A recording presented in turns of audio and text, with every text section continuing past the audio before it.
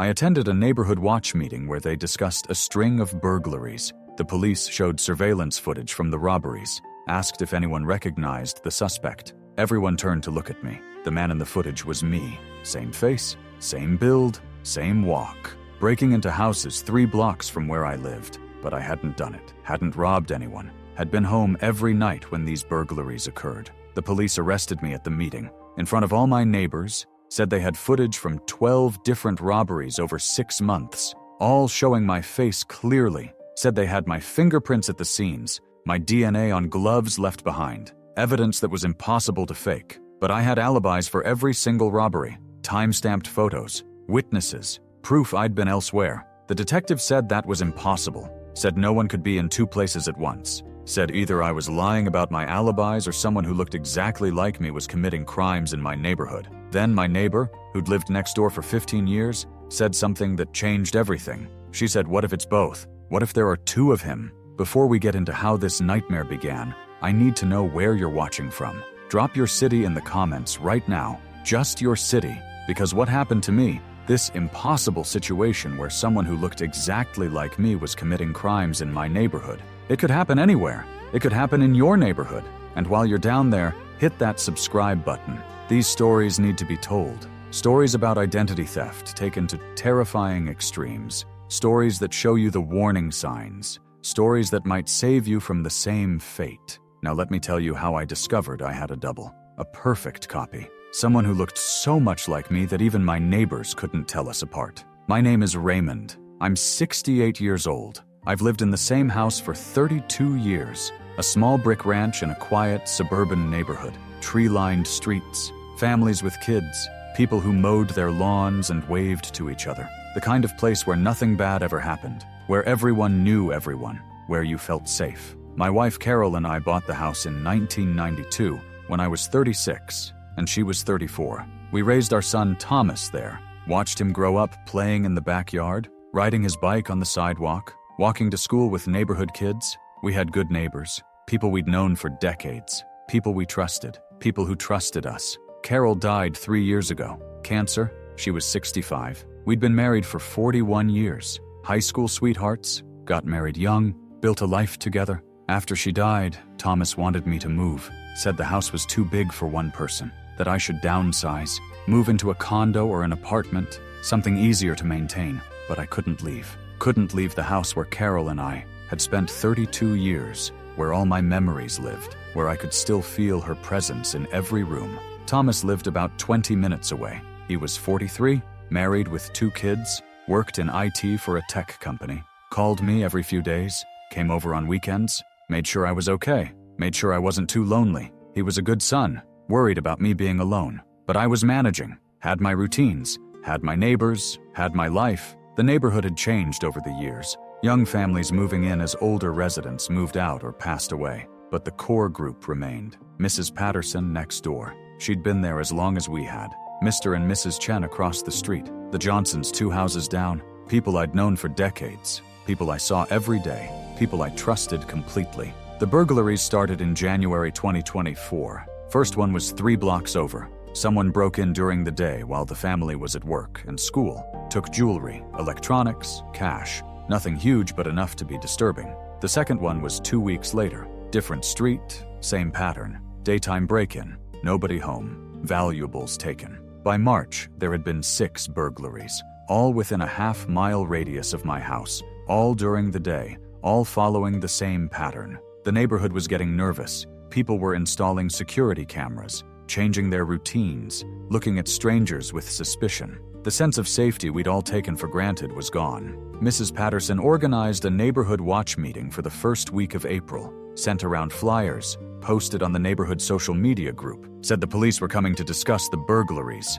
to give safety tips, to show us what they were doing to catch whoever was doing this. The meeting was scheduled for a Thursday evening at the community center. I went to the meeting out of curiosity more than concern. I didn't have much worth stealing. My electronics were old. Carol's jewelry had been simple. I didn't keep cash in the house, but I wanted to support the neighborhood, wanted to show solidarity, wanted to see what the police were saying. The community center was packed, maybe 60 people, neighbors I knew and some I didn't. Everyone concerned, everyone wanting answers. Mrs. Patterson stood at the front with 2 police officers, a detective and a uniformed officer. They had a laptop connected to a projector, ready to show something on the screen.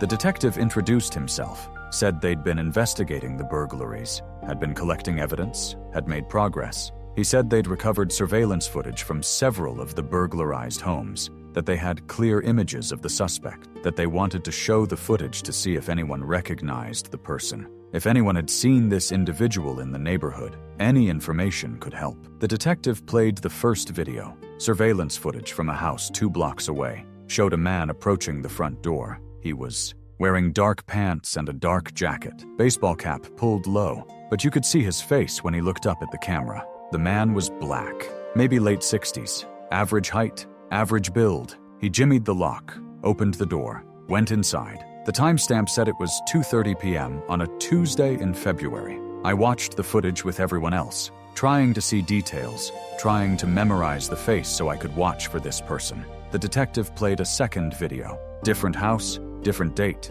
same man, same clothes, same technique. This time you could see his walk, the way he moved, confident, experienced, like he'd done this many times before. The detective played a third video. This one was clearer, better camera, better angle. The man looked directly at the camera for a moment before breaking in. His face was completely visible, and that's when I felt my stomach drop. That's when the room seemed to tilt, because the face on that screen was my face. The man breaking into that house looked exactly like me. I sat frozen in my chair, staring at the screen. It couldn't be me. I hadn't broken into anyone's house, hadn't stolen anything, hadn't been to that street on that day. But the resemblance was perfect. Same face, same features, same skin tone, same age. If I didn't know better, I'd swear that was me on that screen. The detective asked if anyone recognized the suspect. There was silence for a moment. Then I felt people turning, looking at me. Mrs. Patterson was staring.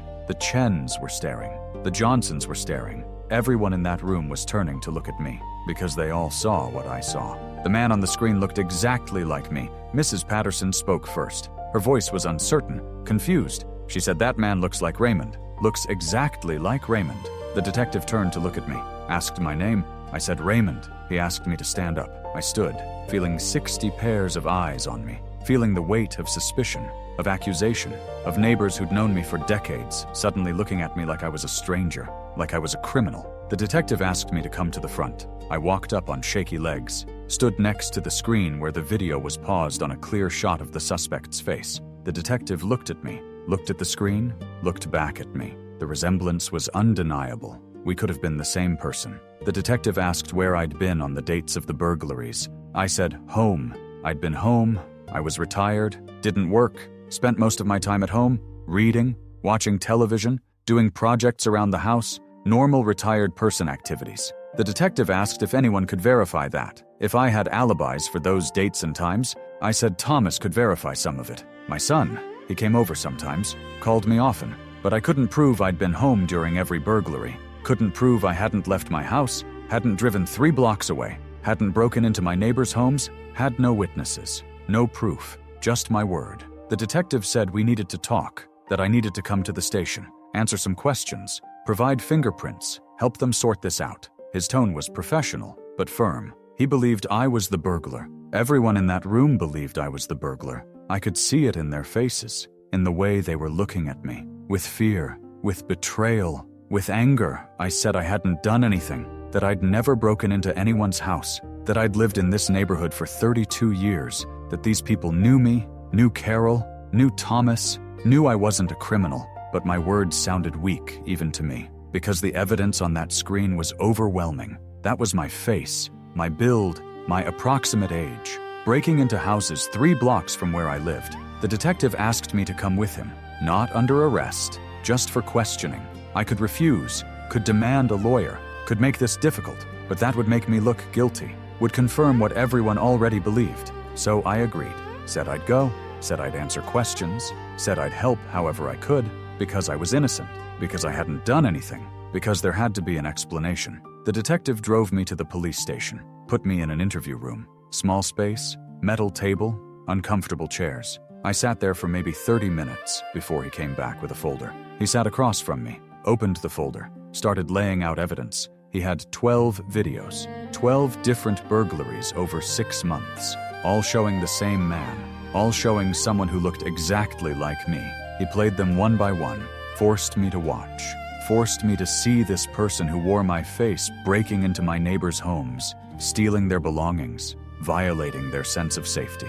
The detective said they'd collected fingerprints from several of the scenes, from doorknobs, from windows, from surfaces the burglar had touched. He said they'd run those prints through the system. No matches. The burglar had no criminal record, had never been arrested, had never been fingerprinted, but the detective wanted my prints, wanted to compare them to the prints from the scenes, wanted to prove what he already believed, that I was the burglar. I gave him my prints, all 10 fingers, let them photograph my hands, measure them, document them. I had nothing to hide, hadn't touched anything in those houses. My prints wouldn't match, couldn't match, because I hadn't been there. The detective said they'd also collected DNA from one of the scenes. The burglar had left behind a pair of gloves, leather gloves with cloth lining. The cloth had skin cells, sweat, DNA. The detective wanted a DNA sample from me, wanted to compare it to the sample from the gloves. I agreed. Swab on the inside of my cheek. Simple, quick, more proof that I was innocent,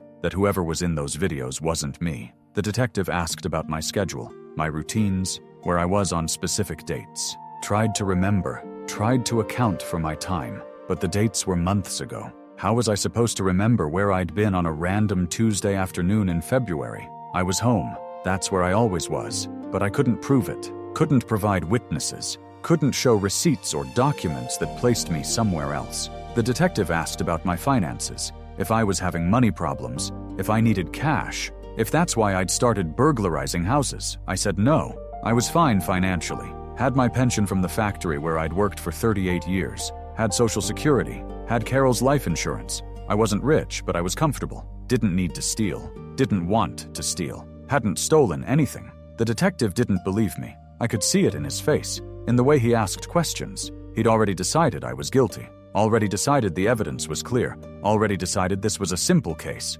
Retired man, living alone, bored, decides to burglarize his neighbors for excitement or cash or both, gets caught on camera, gets identified, gets arrested. Simple, neat, closed case. But it wasn't true. I hadn't done it, hadn't been in those houses, hadn't stolen anything. Someone else had, someone who looked like me, someone who lived near me, someone who was framing me for crimes I didn't commit. The detective let me go that evening, said they'd be in touch, said not to leave town, said they'd have the fingerprint and DNA results in a few days, would contact me then, decide whether to file charges, whether to arrest me, whether to prosecute me for 12 counts of burglary. I called Thomas on the way home, told him what happened, about the meeting, about the videos, about the man who looked exactly like me, about the police thinking I was the burglar. Thomas was shocked, said that was insane, that I'd never done anything like that there must be a mistake, some explanation. He said he'd come over, help me figure this out, help me prove I was innocent. Thomas arrived within the hour. We sat in my living room trying to make sense of it. Thomas asked to see the dates of the burglaries. I pulled them up from the information the detective had given me. 12 dates over 6 months. Thomas pulled out his phone, started checking his calendar, his call logs, trying to verify where I'd been. For 3 of the burglaries, Thomas had been with me, had come over to help with projects around the house, to have dinner, to watch a game. He had proof, text messages confirming our plans, photos we'd taken, receipts from when we'd ordered food. For 3 of the 12 burglaries, I had a solid alibi, had a witness who could prove I wasn't the person in those videos. For 2 other burglaries, I had proof I'd been elsewhere. One had occurred at 2:15 p.m., on a day I'd had a doctor's appointment at 2 p.m. I had the appointment record, had checked in at the medical office, had been there for over an hour,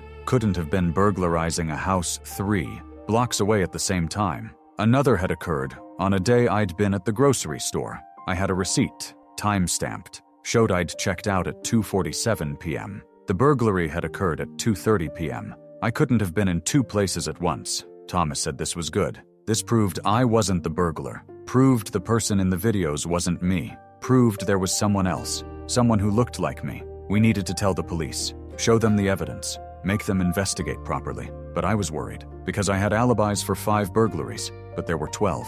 For 7 of the burglaries, I couldn't prove where I'd been. Couldn't show I'd been elsewhere. Couldn't prove it wasn't me in those videos. Would 5 alibis be enough? Or would the police still charge me for the other 7? Thomas said we needed a lawyer, someone who specialized in criminal defense, someone who could present the alibi evidence properly, someone who could force the police to investigate the possibility of another person, someone who looked like me, who lived near me, who was committing crimes in my appearance. We hired a lawyer the next day, a woman named Patricia, who'd been recommended by someone Thomas knew. She listened to my story, reviewed the evidence, the videos, the alibis. She said the alibi evidence was strong, proved that on at least 5 occasions, I couldn't have been the burglar. That should be enough to raise reasonable doubt, to force the police to look harder. But Patricia said there was another problem, the fingerprints and DNA. If those matched, the alibis wouldn't matter. The prosecution would argue I'd committed 7 burglaries even if I hadn't committed all 12, would still charge me, still prosecute me, still try to send me to prison. We needed those tests to come back showing I wasn't a match, that the fingerprints and DNA from the scenes didn't match mine. A week later, the detective called, said the results were in, said he needed to see me. Patricia and I went to the police station together. The detective met us in the same interview room, had another folder, more evidence. He opened the folder, showed us the fingerprint analysis. The prints from the scenes had been compared to my prints. The result was no match. The fingerprints from the burglarized houses were not mine, were not my fingers, were not my hands, were someone else's. I felt relief flood through me. The fingerprints didn't match. That proved it wasn't me, proved someone else had committed those burglaries, proved I was innocent. Patricia started to speak, started to say this meant the charges should be dropped, that the investigation should shift to finding the real burglar. But the detective held up his hand, said there was more. The DNA results. The sample from the gloves had been compared to my DNA, and that result was different. The DNA matched. The skin cells from inside those gloves were mine. My DNA, my genetic material. Impossible to fake, impossible to mistake. I sat there stunned. The fingerprints didn't match, but the DNA did. How was that possible? How could my DNA be at a crime scene if I hadn't been there? If I hadn't touched those gloves? If I hadn't committed those burglaries? The detective said this was unusual, conflicting evidence. The video showed someone who looked like me. The DNA showed it was me, but the fingerprints showed it wasn't me. He said he'd never seen a case like this, never had evidence that pointed in multiple directions. He didn't know what to make of it. Patricia said the DNA must be contaminated, must be a lab error, must be explained by something other than me being at the scene. She demanded the sample be retested, sent to a different lab, verified by independent analysis. The detective agreed, said he'd send the sample out, would get a second opinion, would make sure there was no mistake. But he also said he couldn't just drop the investigation, couldn't ignore DNA evidence even with conflicting fingerprints, couldn't pretend the videos didn't exist. He said I was still a person of interest, still someone they were investigating, still someone who needed to stay available, stay local, stay cooperative. Thomas asked the question that had been bothering me. He asked how someone could have my DNA but not my fingerprints, how someone could look exactly like me but have different hands, how this was even possible. The detective said he didn't know, said maybe I had a twin, a brother I didn't know about, someone who shared my DNA but had different fingerprints. I said I didn't have a twin, was an only child. My parents had only had me. There was no brother, no twin, no sibling who could explain this. The detective said maybe I didn't know. Maybe my parents had given up a child for adoption. Maybe I had a twin I'd never met, never knew existed, someone who looked exactly like me because we were genetically identical. But that didn't make sense either, because identical twins don't have the same DNA in forensic terms. They have the same genetic code, but different epigenetic markers, different DNA profiles that can be distinguished in testing. If I had an identical twin, the DNA test would show similarities, but not a perfect match. Wouldn't show the sample was mine unless it actually was mine. Patricia said we needed to think outside the box, needed to consider unusual possibilities. She asked if I'd ever donated blood, donated tissue, donated bone marrow, any medical procedure where my DNA could have been collected, stored, potentially accessed by someone else. I thought about it. I'd donated blood regularly for years, through the local blood bank, had donated maybe 50 times over my adult life, had also had several surgeries, knee surgery 10 years ago, gallbladder removal 15 years ago, various minor procedures. Each time they'd taken tissue samples, sent them to labs, stored them in medical records. Patricia said that was a possibility, that someone with access to medical records or stored tissue samples could have obtained my DNA, could have planted it at crime scenes, could have framed me using my own genetic material. It sounded far-fetched, like something from a movie, but it was possible. Technically possible. The detective said he'd investigate, would check medical facilities, blood banks, tissue storage, would see if there was any evidence my DNA had been accessed, stolen, used inappropriately, but he warned it would take time, would require warrants, would need cooperation from medical institutions that were protective of privacy. We left the police station with more questions than answers. The fingerprints proved it wasn't me. The DNA proved it was me. The videos showed someone who looked like me. The alibis proved I couldn't have committed all the burglaries. Everything contradicted everything else. Nothing made sense. Thomas drove me home. We sat in my driveway talking. He said this felt coordinated, felt intentional. Someone who looked like me was committing crimes. Someone had obtained my DNA. Someone was framing me deliberately. This wasn't random, wasn't coincidence. Someone wanted me to take the fall for these burglaries, wanted me arrested, wanted me destroyed. But who?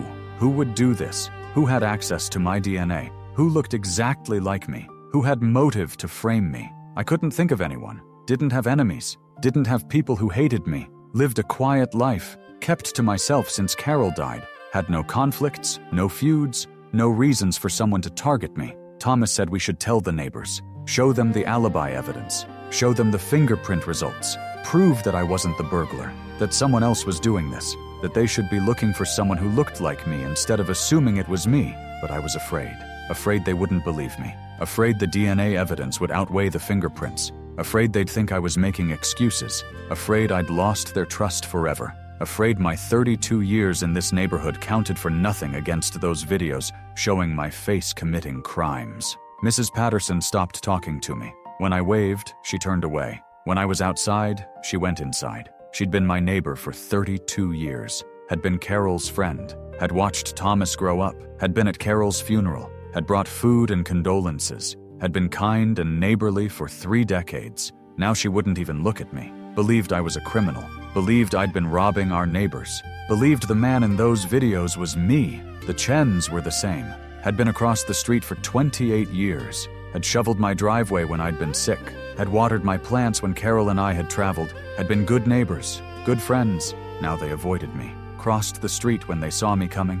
Looked away when our eyes met. They'd decided I was guilty. Decided the evidence was clear. Decided I was no longer trustworthy. The whole neighborhood had turned against me. People who'd known me for decades. Who'd been to my house. Who'd known Carol. Who'd known our family. All of them now believed I was a burglar. A liar. Someone who'd betray the trust of the community. All because of videos showing someone who looked like me. All because of DNA evidence I couldn't explain. The second DNA test came back 3 weeks later. Different lab. Independent analysis. Same result. The DNA from the gloves matched mine. Perfect match. No contamination. No error.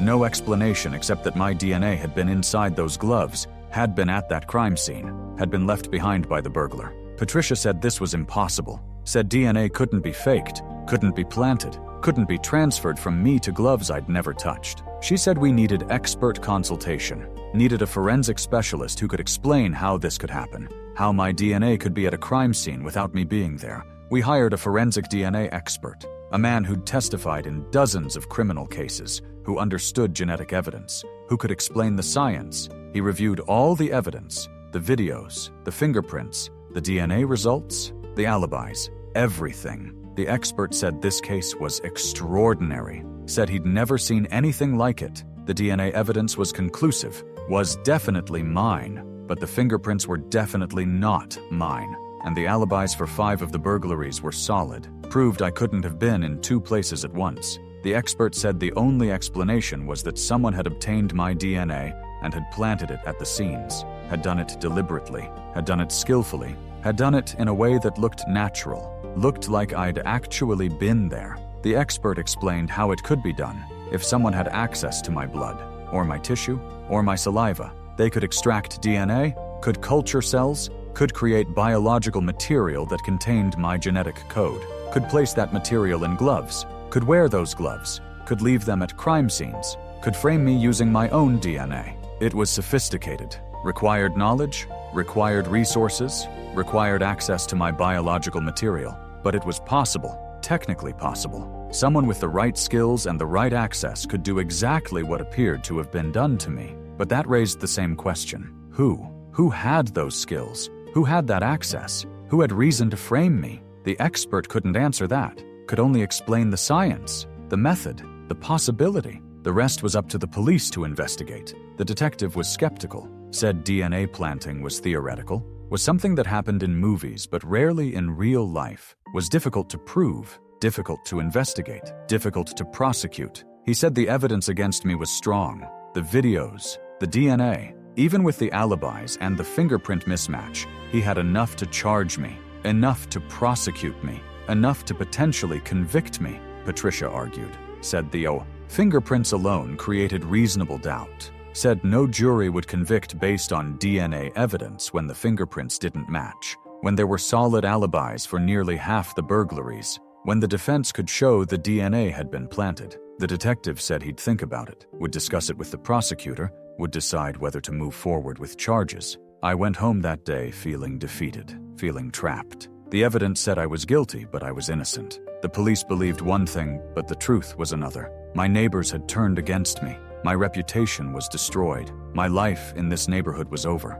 All because someone who looked like me was committing crimes. Someone who'd obtained my DNA. Someone who was determined to destroy me. Thomas came over that evening, said he'd been thinking, said we needed to find this person, this double who looked like me.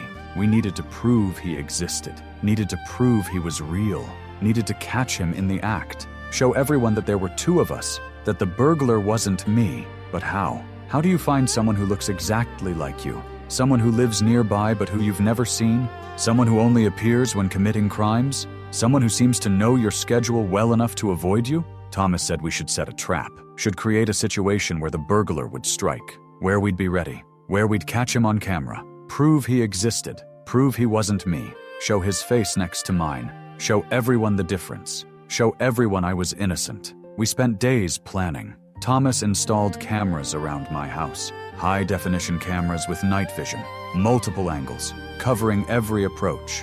We spread word through the neighborhood that I'd be out of town, that my house would be empty, that it would be a target. If the burglar was watching, if he was monitoring, if he was looking for opportunities, maybe he'd strike, maybe he'd try to rob my house, maybe we'd catch him. I stayed with Thomas for 3 days, monitored the cameras remotely, watched my house, waited for something to happen. Nothing did, no movement, no attempted break-in, no burglar. Either he knew it was a trap or he wasn't interested in my house. Maybe because there wasn't enough worth stealing. Maybe because he knew the risks. Maybe because he was smart enough to avoid the obvious setup. But then Mrs. Patterson's house was burglarized, while I was at Thomas's, while I had a perfect alibi, while cameras could prove I wasn't anywhere near my neighborhood. Same pattern, daytime break-in, nobody home, jewelry and electronics taken, and surveillance footage from Mrs. Patterson's camera showed the same man, the same face that looked like mine, breaking into the house next door to mine while I was across town.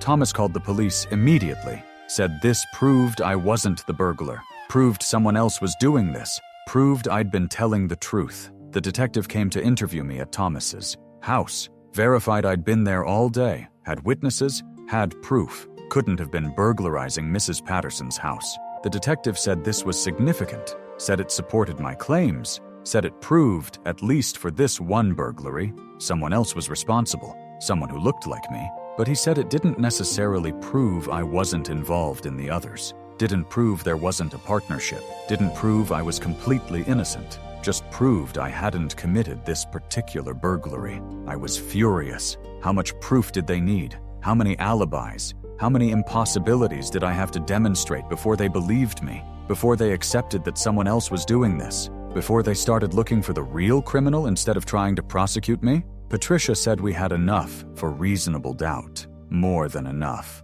No jury would convict with this much contradictory evidence, with this many alibis, with fingerprints that didn't match, with proof I couldn't have committed at least 6 of the 12 burglaries. She said if they charged me, we'd win a trial, easily. But she also said trials were expensive, stressful, damaging, better to avoid charges altogether. Thomas had a different idea. He said we should make this public, should go to the media, tell my story, Show the evidence. Show the videos of someone who looked like me. Show the alibis. Show the fingerprint mismatch. Force public pressure on the police to investigate properly, to find this other person, to clear my name. We reached out to a local news station, a reporter who covered criminal justice stories. We showed her everything, the videos, the DNA, the fingerprints, the alibis, the recent burglary where I'd had proof I was elsewhere. The reporter was interested, said this was a compelling story, said she wanted to investigate, wanted to interview me, wanted to expose what had happened. The story aired 2 weeks later, featured me sitting in my living room, talking about the burglaries, about being accused, about the evidence that didn't add up, about the person who looked like me, about my destroyed reputation, about my neighbors who no longer trusted me, about my life falling apart because someone was framing me. The reporter showed the surveillance footage, showed my face, showed clips of me talking, let viewers compare, let them see the resemblance, but also let them see the evidence, the alibis, the fingerprints, the impossibilities. The reporter concluded by asking why police were still investigating me instead of looking for the real burglar, why they were pursuing someone with multiple alibis, why they weren't taking seriously the possibility of a double, someone who looked like me but wasn't me. The response was immediate. Social media exploded. People discussing the case, debating whether I was guilty or innocent, arguing about the evidence. Some believed me, believed I was being framed, believed the police were wrong. Others thought I was lying, thought the alibis were fabricated, thought I was the burglar trying to escape justice through manipulation and publicity. But the story also brought something unexpected. Tips. People calling the news station, calling the police, saying they'd seen someone who looked like me, someone who wasn't me, someone in the neighborhood around the times of the burglaries. One tip was particularly interesting. A woman who lived 4 blocks away said she'd seen a man who looked like me getting out of a car she didn't recognize. She'd thought it was me at first, had almost waved, but something had been off. Something about the way he moved, the way he looked around. She'd realized it wasn't me, wasn't the neighbor she knew, was someone else. Someone who looked similar but wasn't the same person. The woman had noticed this twice, both times in the afternoon, both times on days when burglaries had occurred. She hadn't thought much of it at the time, had assumed she'd been mistaken about it not being me. But after seeing the news story, after hearing about the possibility of a double, she'd realized what she'd seen might be important. The detective followed up on the tip, interviewed the woman, got descriptions of the car, the license plate, partial plate, just a few numbers and letters she'd remembered. But it was something to investigate, something that might lead somewhere. The detective ran the partial plate, found several possible matches, cars registered in the area. He started investigating the owners, running background checks, looking for connections to me, looking for people who might have access to my DNA, looking for explanations. One name stood out, a man named Marcus. He was 67 years old, lived 6 blocks from me, worked as a medical technician at a blood bank, had worked there for 30 years, had access to blood samples, had access to tissue samples, had access to DNA from thousands of donors, including potentially me. The detective brought Marcus in for questioning, showed him the surveillance footage, asked if he recognized the man in the videos. Marcus said it looked like someone he knew, someone he'd seen in the neighborhood, but he didn't know who. The detective asked Marcus about his car,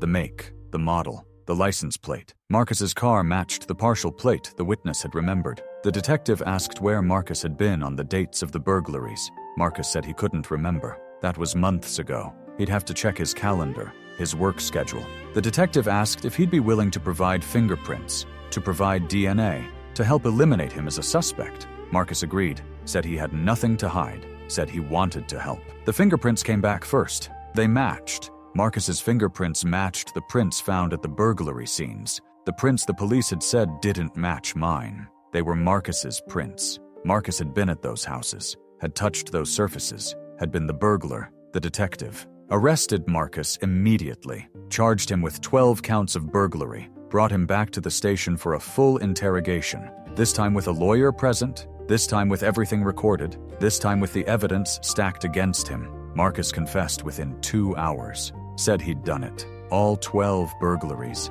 every single one. He'd been the person in those videos. He'd been the one breaking into houses. He'd been stealing from my neighbors for 6 months. But the detective wanted to know more, wanted to know about the resemblance, about how Marcus looked so much like me, about whether it was coincidence or something more. Marcus said it wasn't coincidence, said he'd noticed the resemblance years ago, had realized we looked alike, almost identical, same age, same build, same face, like we could be brothers. Marcus said he'd thought about it, about how looking like me could be useful, how he could commit crimes and I'd be blamed, how he could steal and I'd be arrested, how he could destroy someone's life just by looking like them.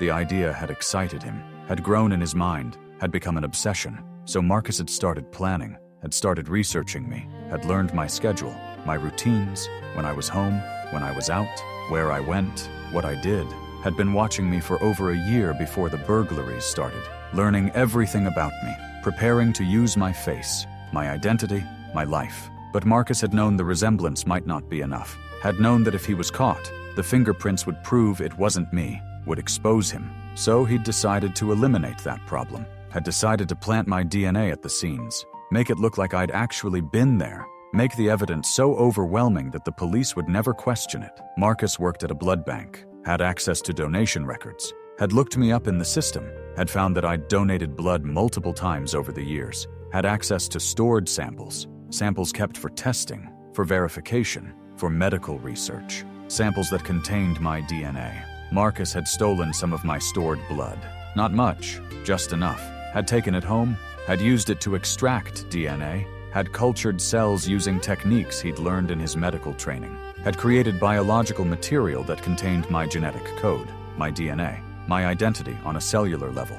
Then, Marcus had done something clever. He'd made gloves, special gloves with my biological material on the inside, had worn regular gloves over them. When he'd committed the burglaries, he'd left the inner gloves behind, left them at the scenes, made it look careless, made it look like he'd accidentally dropped them. But it had been deliberate, had been planned, had been designed to plant my DNA at the crime scenes. Marcus said he'd been careful about when he committed the burglaries, had checked my schedule, had made sure I didn't have obvious alibis, had chosen times when I was likely home alone, when I couldn't easily prove I'd been elsewhere, had tried to maximize the chances I'd be blamed, had tried to make sure I couldn't defend myself, but he'd made mistakes, had committed some burglaries when I'd actually been with Thomas, when I'd had doctor's appointments, when I'd been at the store, had given me alibis he hadn't anticipated, had created gaps in the evidence against me, had made it possible for me to fight back. The detective asked, why? Why me? Why target someone who lived in the same neighborhood? Someone Marcus didn't even know? Someone who'd never done anything to him? Marcus said that was the point, said he didn't know me personally, had no connection to me. That made it safer, made it less likely police would find a motive, would connect him to the frame-up. If he'd targeted someone he knew, someone he had conflict with, the connection would be obvious. But targeting a stranger who just happened to look like him? That seemed random, seemed like coincidence, seemed like something that wouldn't be traced back to him.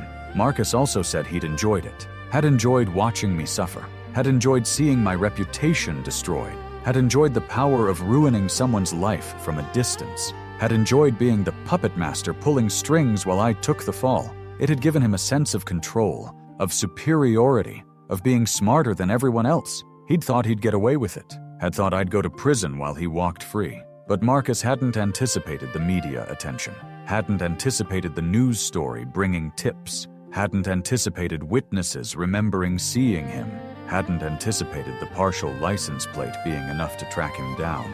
He'd been careful about the DNA and the videos, but careless about being seen, about his car being noticed, about leaving a trail that could be followed. The detective asked about Mrs. Patterson's burglary, the one that had happened while I'd been at Thomas's house. Why had Marcus done that one? Why had he committed another burglary when the investigation was heating up, when the police were looking for him? Marcus said it had been arrogance, had thought he was untouchable, had wanted to prove he could still operate, could still commit crimes, could still frame me even when I had an alibi, had thought it would make the case more confusing, would make police think there might be multiple burglars, would give him cover. Instead, it had done the opposite, had proven I couldn't be the only burglar, had proven someone else was involved, had started the chain of investigation that led to Marcus being caught. His arrogance had been his downfall.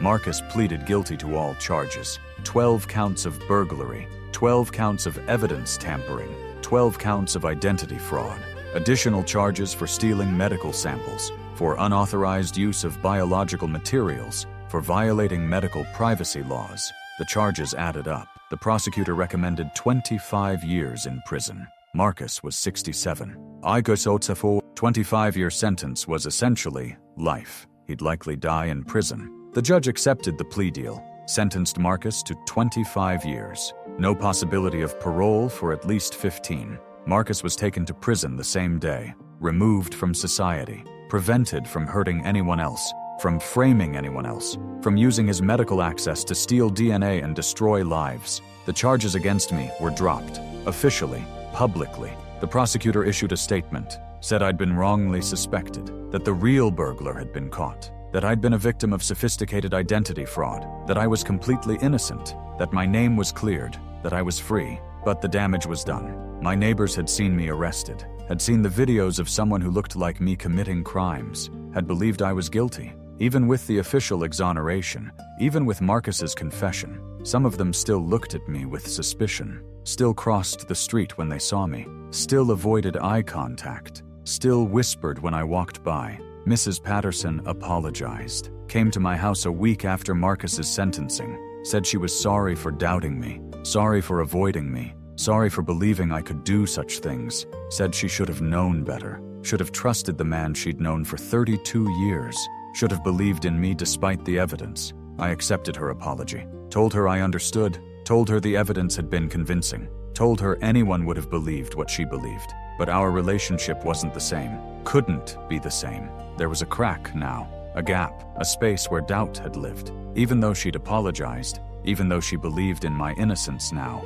something had broken. Some trust that had taken 32 years to build had been damaged in 6 months. Maybe it would heal. Maybe time would repair it. But it would never be exactly what it was before. The Chens didn't apologize, continued avoiding me, continued looking away. I didn't know if they believed I was innocent, or if they thought I'd somehow gotten away with it, thought Marcus had been a scapegoat, thought the truth was more complicated than the official story. I'd never know. We'd been neighbors for 28 years. Now we were strangers living across the street from each other. Other neighbors reached out, said they were sorry, said they'd never believed I was guilty, said they'd always known there must be an explanation. I appreciated the sentiment, but wondered if it was true. Had they really believed in me? Or were they rewriting their memories, convincing themselves they'd been supportive when they'd actually been suspicious? Either way, I accepted their words, accepted their attempts to rebuild relationships, accepted their offers of casseroles and help with yard work and invitations to neighborhood gatherings.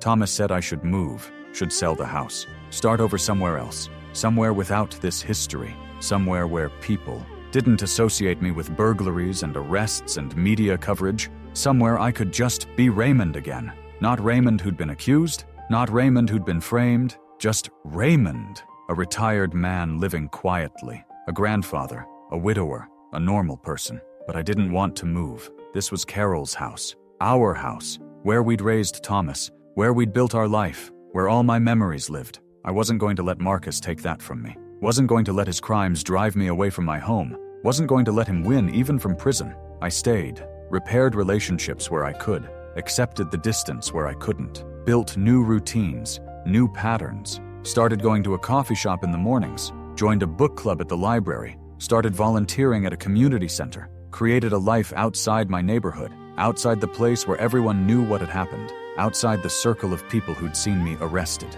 The media followed up on the story, did a segment on Marcus's sentencing, interviewed me about what it had been like to be accused, to be framed, to have someone use my face and my DNA to commit crimes. I talked about the violation, about the helplessness, about watching someone who looked like me destroy my reputation while I could do nothing to stop it. The reporter asked if I was angry, if I hated Marcus, if I wanted revenge. I said I wasn't sure what I felt. Anger, yes. Violation, absolutely. But mostly I felt sad. Sad that someone would choose to hurt a stranger. Sad that Marcus had thrown away his life and career to frame me for burglaries. Sad that 30 years of medical service had been destroyed by 6 months of crime. Sad that we lived in a world where someone could steal your identity so completely, could use your DNA, could wear your face, could become you in the eyes of the law and your community. The reporter asked what I'd learned, what advice I'd give to others. I said to trust, but verify. To believe in evidence, but question it. to remember that what looks obvious might not be true, that people are capable of sophisticated deception, that identity theft wasn't just about credit cards and bank accounts anymore. It was about biology, about DNA, about the very essence of who you are being stolen and used against you. I said I'd learned that reputation is fragile, that 32 years of being a good neighbor could be destroyed in 6 months by someone who looked like you. That trust takes decades to build and moments to shatter. That even when you're proven innocent, some people will never look at you the same way again. That exoneration isn't the same as vindication. That being cleared isn't the same as being believed. But I also said I'd learned about resilience, about fighting back, about refusing to accept injustice, about finding lawyers and experts and allies who believed in you, about using media and public pressure when the system failed, about not giving up even when the evidence seemed overwhelming, about holding on to the truth even when everyone else believed the lie. The story ended with me sitting in my living room, the room where Carol and I had celebrated holidays, where we'd raised Thomas, where we'd built our life. I said this was my home, that Marcus hadn't taken that from me, that I was staying, that I was rebuilding, that I refused to let someone else's crime define the rest of my life. Thomas visited more often after everything settled, said he'd been scared I'd go to prison, scared I'd lose everything, scared the evidence would be too strong to overcome. He said the moment he'd realized I had alibis for some of the burglaries, the moment he'd proven I couldn't be in 2 places at once, he'd known we'd win, known we'd prove my innocence, but until that moment, he'd been terrified. We talked about Marcus sometimes, about how someone could do what he did, about the planning involved, the premeditation, the cold calculation of stealing my DNA and using it to frame me. Thomas said Marcus must have been mentally ill, must have had something wrong with him to think of something so elaborate, so cruel, so unnecessary. But I wasn't sure it was mental illness. I thought it was worse, thought it was a kind of evil that came from being bored, from having too much knowledge and too little conscience, from seeing opportunities to hurt people and taking them just because you could. Marcus had worked at a blood bank for 30 years, had seen countless DNA samples, had thought about what he could do with them, had fantasized about the power of genetic material, had eventually acted on those fantasies by targeting me. I thought about the blood donations I'd made, the 50 times over the years I'd rolled up my sleeve and given blood, thinking I was helping people, thinking I was doing something good, never imagining that blood would be stolen, would be used against me, would be planted at crime scenes to frame me for burglaries I didn't commit. If I'd known, would I still have donated? Would I still have tried to help? Or would fear of misuse have stopped me from doing something good? I decided I'd still donate, would still help, would still do good things even knowing they could be twisted, could be weaponized, could be used against me. Because living in fear of what could happen meant Marcus won, meant his crime had achieved its goal of making me smaller, more fearful, less willing to participate in the world. I refused to give him that, refused to let his actions change who I was fundamentally. The neighborhood had 3 more burglaries after Marcus was arrested. Different burglar, different pattern, nighttime break-ins instead of daytime, different targets, different methods. Police caught that person too. A drug addict looking for money. Nothing sophisticated, nothing involving DNA or identity theft, just simple desperation crimes. When those burglaries happened, some neighbors looked at me again, wondered if maybe I'd been involved after all, if maybe Marcus had been a partner, if maybe the police had been right to suspect me. Mrs. Patterson defended me, said Marcus had confessed to everything, said I'd been proven innocent, said people needed to stop looking for conspiracy where there was only coincidence. I appreciated her defending me, appreciated her certainty, but I also understood the suspicion, understood that once doubt enters a community, it's hard to remove. People want patterns, want explanations, want things to make sense. Sometimes accepting that bad things happen randomly, that you can be targeted for no reason, that looking like someone else can destroy your life is harder than believing in conspiracy, harder than believing there's more to the story. So I lived with it. Lived with the sideways glances, the whispered conversations that stopped when I approached, the lingering doubt that would probably never completely disappear. I lived with knowing that some of my neighbors would always wonder, would always question, would never fully trust me again. It was the price of being framed, of being accused, of being arrested even though you're innocent. The stain never completely washes away. Thomas's kids, my grandchildren, asked about it, asked why I'd been on the news, why the police had thought I was a burglar, why someone had looked like me. I tried to explain in terms they could understand. Explained that sometimes people do bad things and blame others. Explained that it wasn't fair, but that life wasn't always fair. Explained that the important thing was the truth eventually came out, that I'd been proven innocent, that the real criminal was in prison, that justice had been served even if it had taken time. They asked if I was scared, if I worried it would happen again, if someone else might frame me. I told them no, told them what Marcus had done was rare, was unusual, was unlikely to ever happen again. Told them I felt safe, felt secure, felt like the worst was over. I wasn't sure if I was telling the truth or telling them what they needed to hear. Maybe both. Carol would have handled this better than me, would have known what to say to the neighbors, would have rebuilt relationships faster, would have made people feel comfortable around me again, would have hosted dinners and gatherings and slowly restored normalcy. Carol had been good at that, at social grace, at making people feel welcome, at healing rifts. I wasn't. I was awkward, direct, not skilled at the subtle work of relationship repair. But I tried. Invited Mrs. Patterson over for coffee, had the Johnsons over for dinner, attended neighborhood events, showed up at meetings, made myself visible, made myself available, made myself the same person I'd been before, hoped that consistency would eventually overcome suspicion, would eventually restore whatever could be restored. A year passed, then two. The story faded from memory. New neighbors moved in who didn't know what had happened, who didn't know about Marcus or the arrests or the media coverage. To them I was just Raymond, the older man who lived alone, who was quiet, who waved when you walked by, who sometimes watched the kids play in the street, just a normal neighbor. Nothing remarkable, nothing concerning. That was all I wanted, to be unremarkable again, to be normal, to be boring, to live my quiet life without drama or suspicion or people wondering if I was really innocent, to be judged by who I was rather than by what someone who looked like me had done. Marcus died in prison 4 years into his sentence. Heart attack. He was 71. The prison notified me because I'd been listed as a victim in his case, asked if I wanted to make a statement, if I had feelings about his death, if I felt closure. I didn't know what I felt. Relief, maybe, that he was gone, that he couldn't do to anyone else what he'd done to me, but also something like sadness,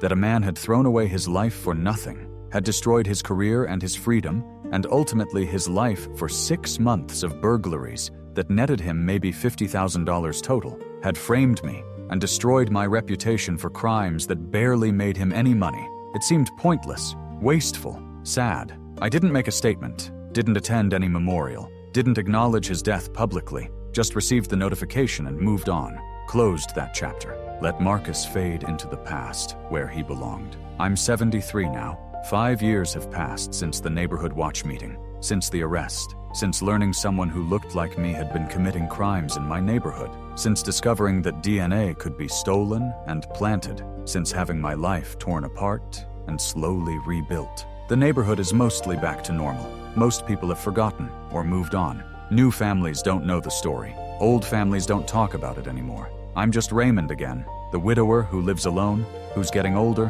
who moves a little slower every year, who's thinking about maybe finally taking Thomas's advice and downsizing, moving somewhere smaller, easier to maintain, somewhere without this history, but I haven't decided yet. This is still Carol's house, still the place where we built our life, still home, even with everything that happened, even with the memories both good and bad. This is where I belong, where my history is, where my identity is rooted. Marcus tried to steal that, tried to make me leave, tried to drive me away. I won't let him win, won't let his crimes define whether I stay or go. That decision is mine, will be made on my terms when I'm ready. If I'm ever ready. I was accused of burglaries I didn't commit, was arrested in front of my neighbors, had my DNA planted at crime scenes by someone who'd stolen it from a blood bank, was framed by someone who looked exactly like me, someone I'd never met, someone who'd targeted me for no reason except that we shared a face, someone who'd thought he